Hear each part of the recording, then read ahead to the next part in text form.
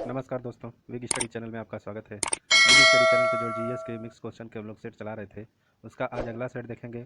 और जो पिछले सेट हुए हैं उनको अगर देखना है आपको, तो ऊपर आई बटन पे क्लिक करके पीछे के सेट बटन पे क्लिक करके जीएस के मिक्स क्वेश्चन का प्लेलिस्ट देख सकते हैं। तो चलिए शुरू करते हैं। आज हम लोग अगला सेट जिसमें जो है कि जीएस के मिक्स क्वेश्चन को करेंगे। तो चलिए शुरू करते हैं। क्वेश्चन नंबर 1 देखते हैं। क्वेश्चन नंबर 1 करा है कि हर्ट्ज में क्या नापा जाता है, यानी पूछ रहा है कि हर्ट्ज में किसको नापा जाता है। ऑप्शन ए करा है आवृत्ति को, ऑप्शन बी करा है ऊर्जा को, ऑप्शन सी करा है ऊष्मा को, ऑप्शन डी करा है गुणवत्ता को। तो इसमें हर्ट्ज पूछ रहा है कि हर्ट्ज में किसको नापा जाता है। तो क्वेश्चन नंबर पहला का जो आंसर होगा ऑप्शन ए, यानी आवृत्ति यानी फ्रीक्वेंसी को जो है कि हर्ट्ज में नापा जाता है। अब चल देखते हैं इस क्वेश्चन से संबंधित थ्योरी को देखते हैं। थ्योरी बता रही है क्वेश्चन नंबर पहला का जो उसके बारे में बताया गया है कि हर्ट्ज आवृत्ति की एसआई यूनिट है। हर्ट्ज जो है कि आवृत्ति यानी फ्रीक्वेंसी की जो है कि एसआई यूनिट है, जो है कि अब इसके बारे में आगे क्या कह रहा है कि 19वीं शताब्दी के प्रसिद्ध जर्मन वैज्ञानिक कह रहा है 19वीं शताब्दी के प्रसिद्ध जर्मन वैज्ञानिक रुडोल्फ हर्ट्ज को सम्मान देने के लिए आवृत्ति यानी फ्रीक्वेंसी के मात्रक के रूप में हर्ट्ज को अपनाया गया था। यानी कि ये 19वीं शताब्दी के प्रसिद्ध जर्मन वैज्ञानिक जो थे रुडोल्फ हर्ट्ज जो थे, उनकी ये फोटो है। रुडोल्फ हर्ट्ज जो थे उनको सम्मान देने के लिए जो है कि आवृत्ति यानी फ्रीक्वेंसी को जो है कि फ्रीक्वेंसी का मात्रक जो है टच के रूप में अपनाया गया। आगे बता रहा है कि एक इकाई समय में किसी घटना की संख्या को आवृत्ति कहते हैं। यानी कि एक इकाई समय में यानी एक यूनिट समय में कोई घटना हो रही है, घटना की कह रहा है कि एक इकाई समय में किसी घटना की संख्या को आवृत्ति कहते हैं। यानी कि एक इकाई समय में कोई घटना घटित हो रही है तो उसकी जो संख्या होती है उसी को जो है कि हर्ट्ज कहते हैं। और आगे क्या कर रहा है कि ऊर्जा का मात्रक जो है कि जूल होता है तथा कैलोरी जो उष्मा का मात्रक होता है। अगला ऑप्शन बारे में क्या बता रहा है, रुडोल्फ हर्ट्ज के बारे में बता रहा है कि इनका जन्म जो हुआ था 1857 में तथा इनकी मृत्यु जो थी 1894 में हो गई थी। तथा ये जर्मन वैज्ञानिक थे और इन्होंने जो है कि पहली बार जो है कि इलेक्ट्रोमैग्नेटिक वेव्स यानी इलेक्ट्रोमैग्नेटिक जो तरंग होती है उसका पहली बार लेबोरेटरी में खोज किया था। अगला क्वेश्चन जो है क्वेश्चन नंबर 2 कह रहा है कि शरीर का तापमान नियंत्रित करता है। यानी कि कह रहा है कि शरीर का तापमान को जो है कि कौन कंट्रोल करता है। ऑप्शन ए कह रहा है मेडुला, ऑप्शन बी कह रहा है थैलमस, ऑप्शन सी कह रहा है हाइपोथैलमस, ऑप्शन डी कह रहा है सेरेब्रल। यानी कि ये पूछ रहा है कि शरीर का जो तापमान होता है उसको कौन कंट्रोल करता है। तो क्वेश्चन नंबर 2 का जो आंसर होगा वो ऑप्शन सी होगा, यानी हाइपोथैलमस जो होता है वही शरीर के तापमान को कंट्रोल करता है। अब इसके बारे में देखते हैं।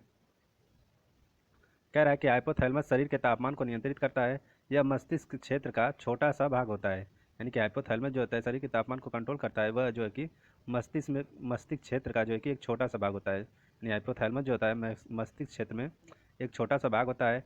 यह मस्तिष्क के आधार पर पिट्यूटरी ग्रंथि के पास होता है। यानी कि ये कह रहा है कि मस्तिष्क के आधार पर यानी बेस पर जो है कि पिट्यूटरी ग्रंथि जो होती है उसके पास होता है। यानी कि जो है कि जो होता है पिट्यूटरी ग्रंथि के पास होता है। यानी पिट्यूटरी ग्लैंड जो होती है उसके पास जो है कि हाइपोथैलेमस होता है। और यह शरीर में हार्मोन्स को भी नियंत्रित करता है। यानी कि हाइपोथैलेमस जो होता है शरीर में जो हार्मोन्स रिलीज होते हैं उनको भी नियंत्रित करता यानी कंट्रोल करता है। यही जो है कि आपका फोटो में देखिए, ये मस्तिष्क की फ़ोटो है।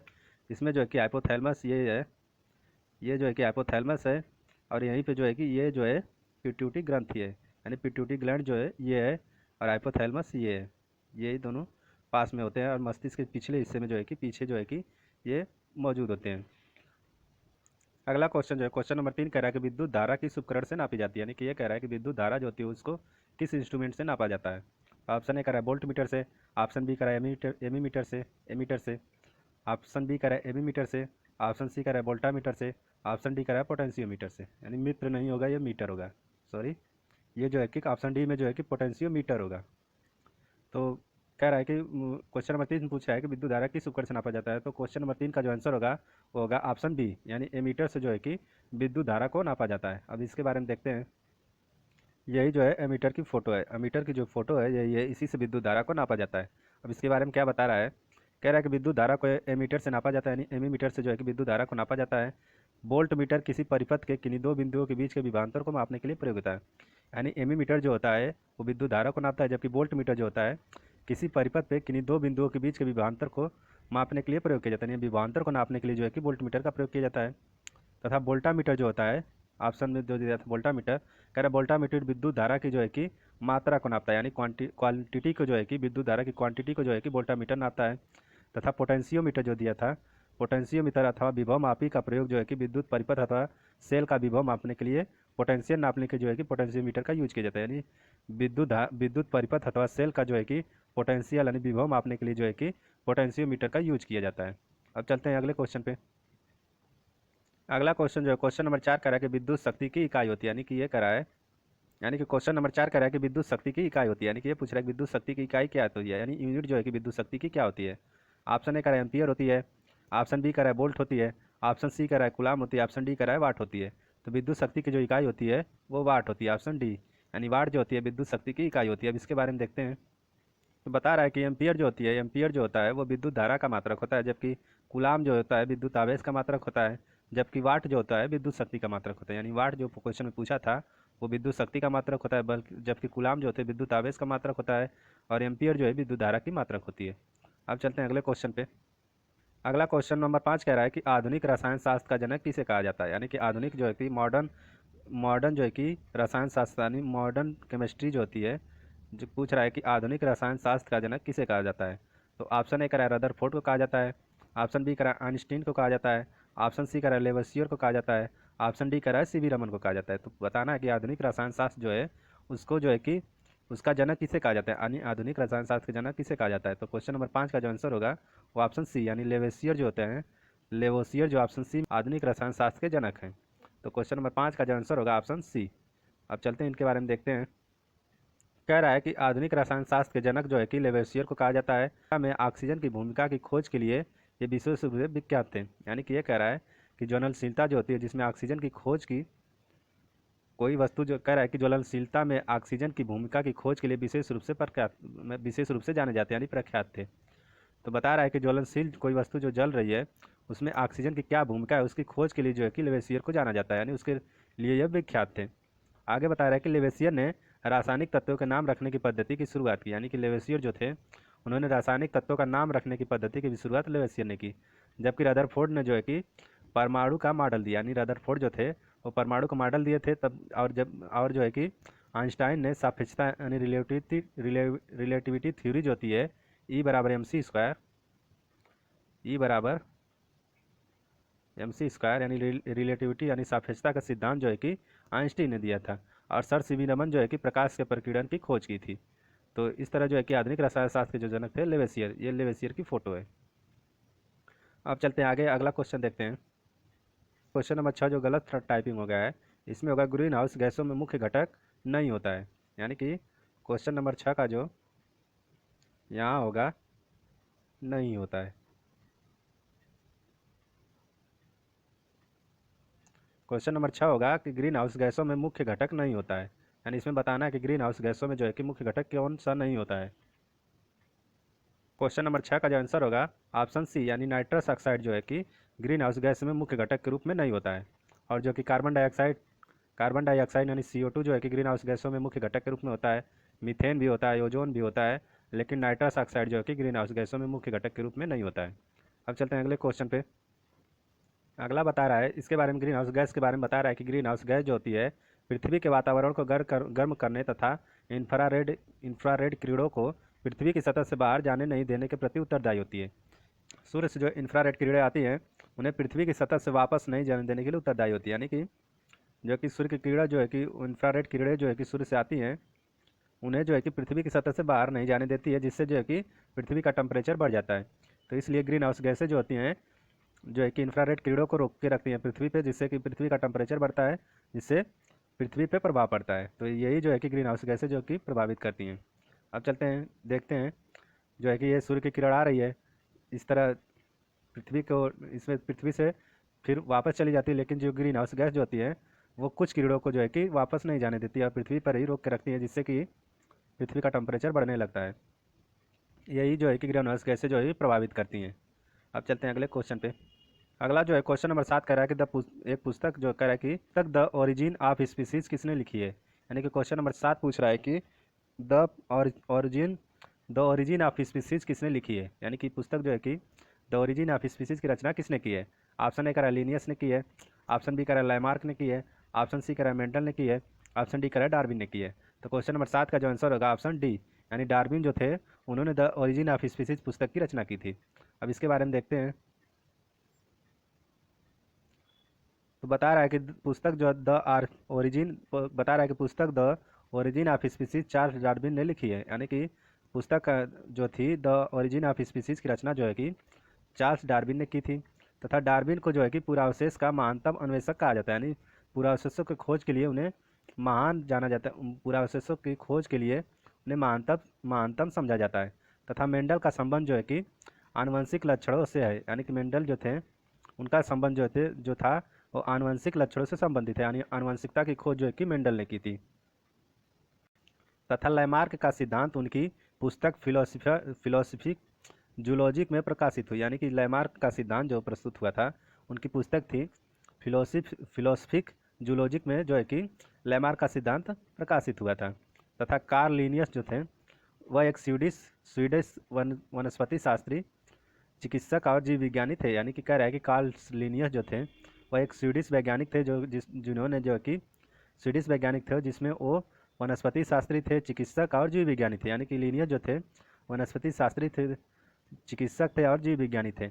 और लिनियस जो है कि द्विपद नामकरण की आधुनिक अवधारणा की नींव रखी, यानी नामकरण यानी कि द्वारा नामकरण की शुरुआत जो है वो किए थे स्वीडिश वैज्ञानिक कार्ल लिनियस, यानी कि द्विपद नामकरण का जो है कि शुरुआत जो किए थे कार्ल लिनियस ने किया था। इसमें जो है ये पहली फ़ोटो है जो है कार्ल लिनियस की है, दूसरा जो है कि ये लैमार्क की फ़ोटो है, ये मेंडल की फ़ोटो है, और ये जो है कि डार्विन की फ़ोटो है, यानी कि ये चारों वैज्ञानिक जो थे इनकी फ़ोटो ये दी गई है, और इन्होंने जो है कि चारों ने विभिन्न विभिन्न क्षेत्रों में काम किया था। अब चलते हैं अगले क्वेश्चन को देखते हैं। अगला क्वेश्चन कह रहा है, क्वेश्चन नंबर 8 कह रहा है कि शैवाल और कवक के मिलने से लाइकेन बनता है जिसे कहते हैं, यानी कि जो शैवाल और कवक के मिलने से जो लाइकेन बनता है उसे क्या कहा जाता है। ऑप्शन ए कह रहा है पैरासाइट्स, ऑप्शन ए कह रहा है पैरासाइटिज्म, ऑप्शन बी कह रहा है म्यूचुअलिज्म, ऑप्शन सी कह रहा है कॉमेंसलिज्म, ऑप्शन डी कह रहा है कन्वर्जन। तो इसमें बताना है क्वेश्चन नंबर 8 में कौन सा सही होगा, शैवाल और कवक के मिलने से जो लाइकेन बनता है उसे क्या कहा जाता है। तो क्वेश्चन नंबर 8 का जो आंसर होगा ऑप्शन बी, यानी म्यूचुअलिज्म जो होता है, म्यूचुअलिज्म उससे जो है कि शैवाल और कवक के मिलने से जो लाइकेन बनता है उसे म्यूचुअलिज्म कहा जाता है। अब इसके बारे में देखते हैं। तो कह रहा है कि शैवाल और कवक के मिलने से जो लाइकेन बनता है यह इनका एक सहजीवी लक्षण है। सहजीवी के अंतर्गत दो पादप तथा जंतु बिना एक दूसरे को नुकसान पहुंचाए रहते हैं, इसे म्यूचुअलिज्म कहते हैं। यानी कि ये कह रहा है कि लाइकेन जो बनता है वो शैवाल होती है और कवक यानी फंजाई के मिलने से जो लाइकेन बनता है वो ये दोनों जीव हैं जो कि साथ साथ रहते हैं बिना किसी को नुकसान पहुंचाए और अपना भरण पोषण करते हैं। ये जो है कि लाइकेन की फ़ोटो है, आप देखे होंगे लाइकेन को देखे होंगे जो ऐसे जो कि कहीं ना कहीं दिख जाते हैं, बरसात के मौसम में ज़्यादा देखने को मिलते हैं। ऐसे ही जो है ये जो है कि लाइकेन की फ़ोटो है। अब चलते हैं अगले क्वेश्चन पे।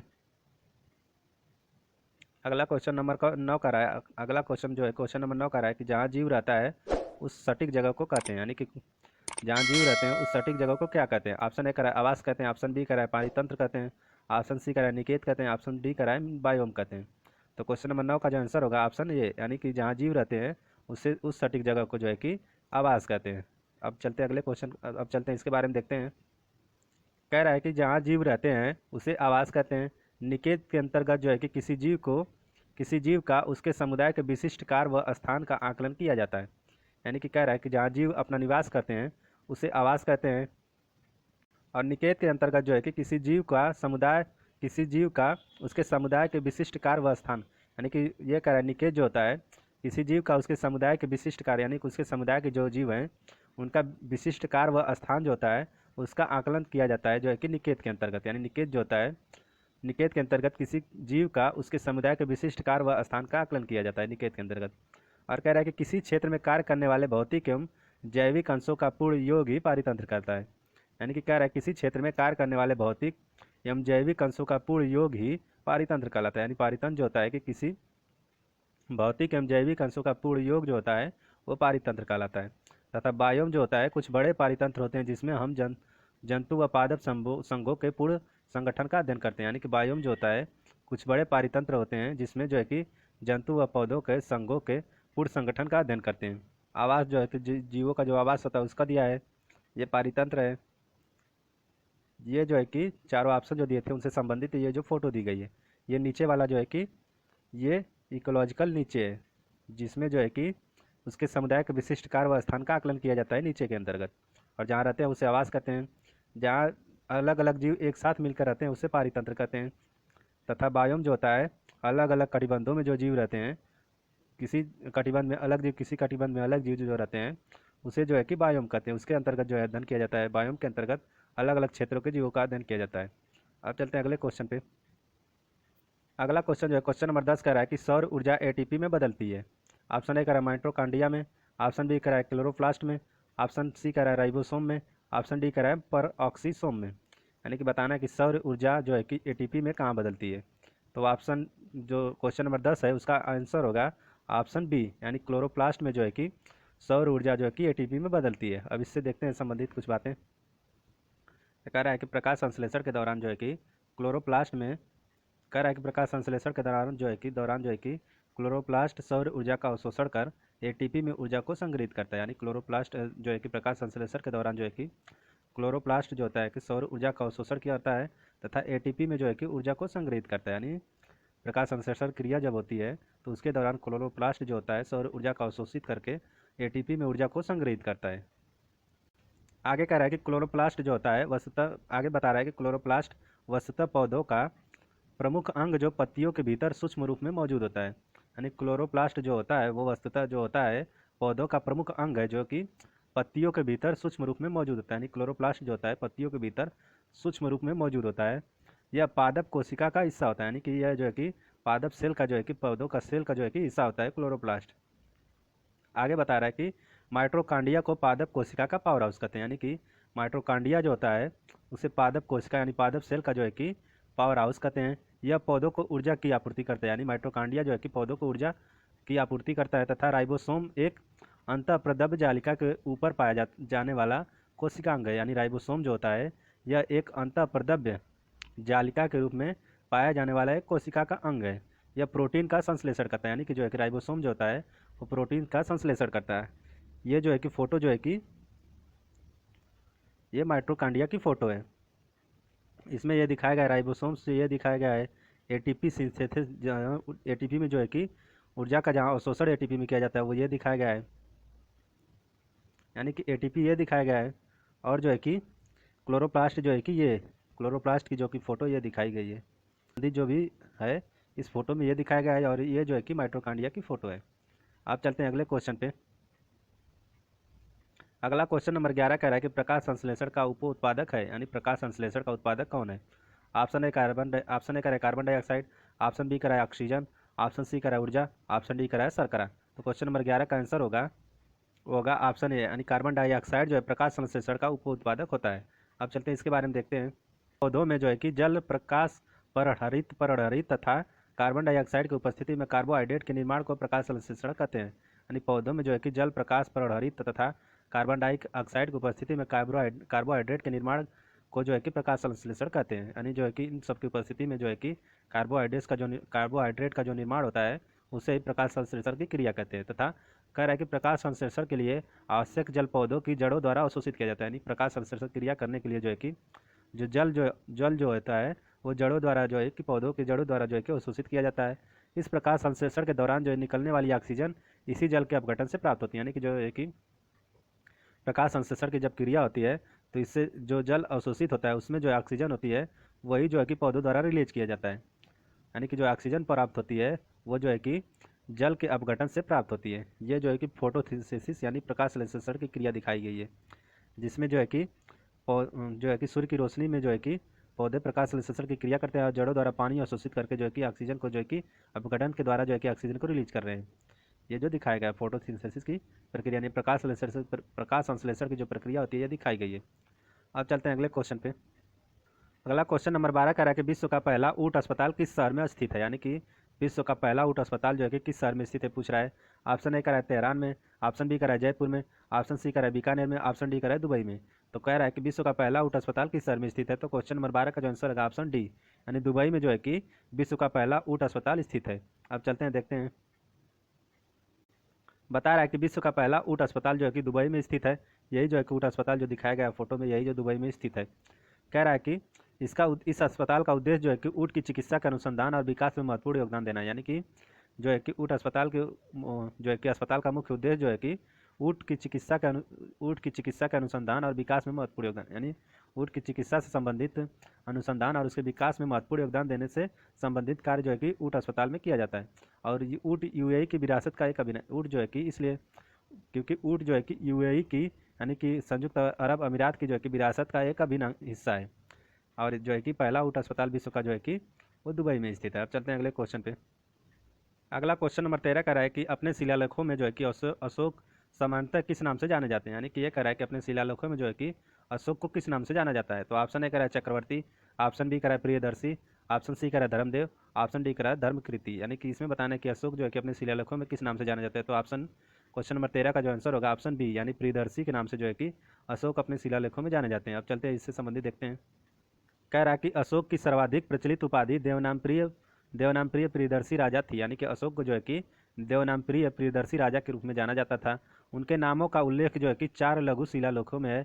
ये शिलालेख जो थे मास्की, गुर्जरा, नेत्तूर तथा उद्गोलन के जो शिलालेख है उसमें जो है कि अशोक को देवनामप्रिय प्रियदर्शी राजा की उपाधि के रूप में जाना जाता है।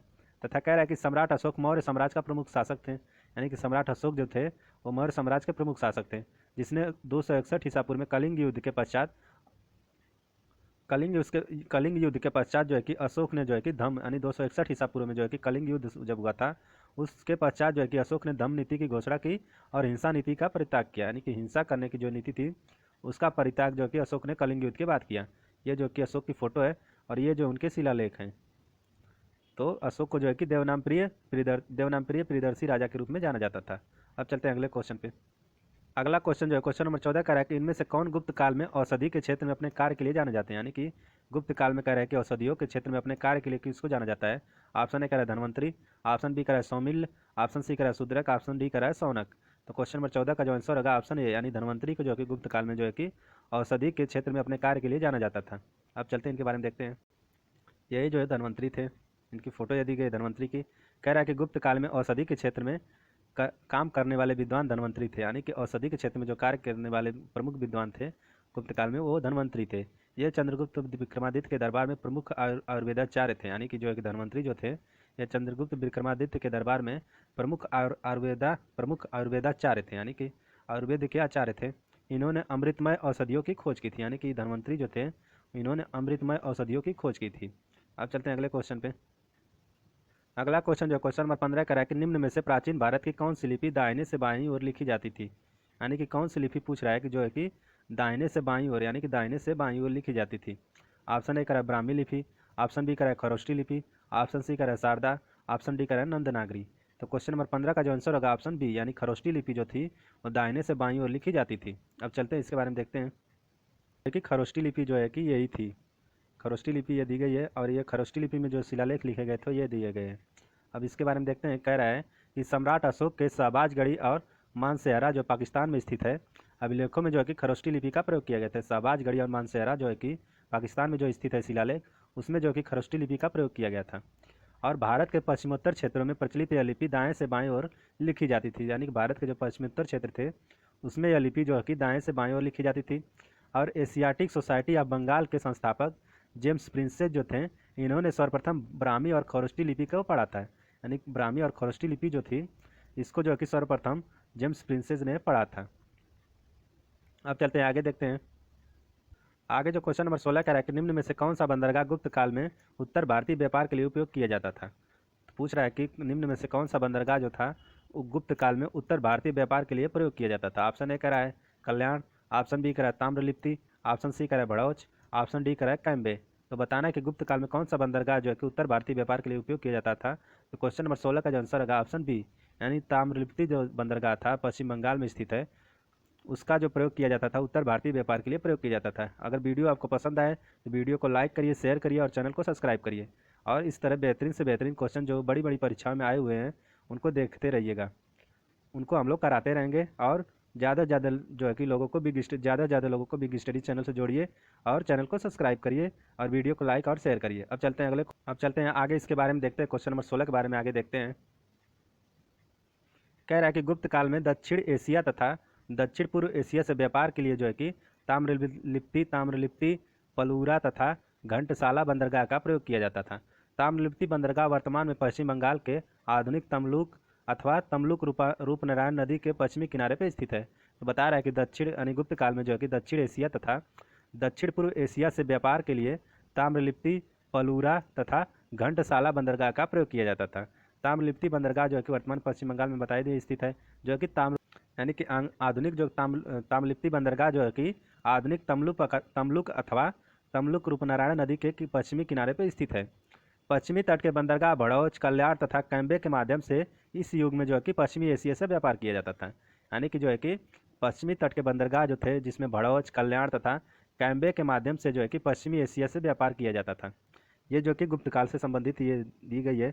इतना जो गुप्तकाल था, यही जो है कि यहाँ जो पश्चिम बंगाल में यही जो है कि ताम्रलिप्ति बंदरगाह था, जहाँ से जो है कि पश्चिमी एशिया से जो है कि व्यापार किया जाता था। जिसमें यहाँ से ये दिखाया गया है कि कहाँ से कहाँ जो है कि व्यापार किया जाता था। यही जो है कि दिया गया फोटो में। ये जो फोटो दी गई है, ये ताम्रलिप्ति बंदरगाह की जो कि फोटो दी गई है। अब चलते हैं अगले क्वेश्चन पे। अगला क्वेश्चन नंबर 17 कह रहा है कि मुगल चित्रकला किसके नेतृत्व में अपने शीर्ष बिंदु पर थी। यानी कि पूछ रहा है कि मुगल चित्रकला जो थी किसके नेतृत्व में अपने शीर्ष बिंदु पर पहुंची थी। ऑप्शन ए कह रहा है जहांगीर, ऑप्शन बी कह रहा है हुमायूं, ऑप्शन सी कह रहा है शाहजहां, ऑप्शन डी कह रहा है अकबर। तो क्वेश्चन नंबर 17 का जो आंसर होगा ऑप्शन ए, यानी जहांगीर के समय जो है कि मुगल चित्रकला अपने नेतृत्व के अपने शीर्ष बिंदु पर पहुंची थी। इनके नेतृत्व में जो है कि जहांगीर के नेतृत्व में जो है कि मुगल चित्रकला अपने शीर्ष बिंदु पर पहुंची थी। अब चलते हैं इनके बारे में देखते हैं। तो ये जो है कि जहांगीर की फ़ोटो है। अब बता क्या रहा है कि जहांगीर के काल को मुगल चित्रकला का स्वर्ण युग माना जाता है। यानी कि जहांगीर का जो काल था उसमें जो है कि मुगल चित्रकला को स्वर्ण युग के रूप में जाना जाता है। जहांगीर ने जो है कि हेरात के उत्प्रवासी अकारिजा के नेतृत्व में आगरा में एक चित्रकला की स्थापना की थी। यानी कि उसने हेरात के उत्प्रवासी अकारिजा के नेतृत्व में जो है कि आगरा में जो है कि चित्रकला की स्थापना की थी।